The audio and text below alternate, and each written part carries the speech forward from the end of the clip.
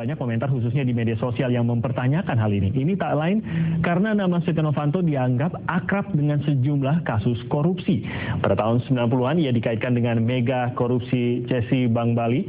Namun kasus ini di SP3 oleh Kejaksaan Agung pada tahun 2000. Dari pengakuan mantan Bendahara Umum Partai Demokrat, Setia terkait korupsi proyek Baju Hansip, EKTP, dan pembelian pesawat Merpati. Dan KPK juga pernah memeriksa Setia dalam kasus suap pilkada daerah yang melibatkan mantan Ketua MK Hakim Mohtar. Ia juga diduga terlibat dalam kasus dugaan korupsi proyek EKTP.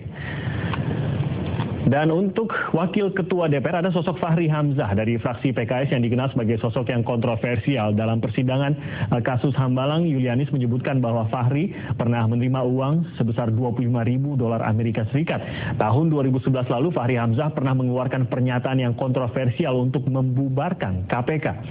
Dalam beberapa kesempatan pun ia sampaikan wacana tersebut di akun Twitternya. Dan dalam masa kampanye Pilpres lalu, Fahri pernah menyebut Jokowi dengan sebutan Sinting. Ini menanggapi rencana Jokowi yang mengusulkan Hari Santri. Dan selanjutnya setelah Fadlizon adalah loyalis Prabowo. Fadlizon ini adalah seorang loyalis Prabowo yang juga merupakan Wakil Ketua Umum Gerindra. Dan selama ini dikenal sebagai politisi muda yang cerdas. Pada tahun 90-an Fadlizon adalah aktivis mahasiswa. Pada tahun 97 hingga 99 ia adalah anggota MPR utusan golongan. Dan ia menapaki karir politiknya di Partai Gerindra yang dipimpin oleh Prabowo Subianto. Wakil Ketua DPR selanjutnya adalah Agus Hermanto yang merupakan adik ipar dari Ani Yudhoyono.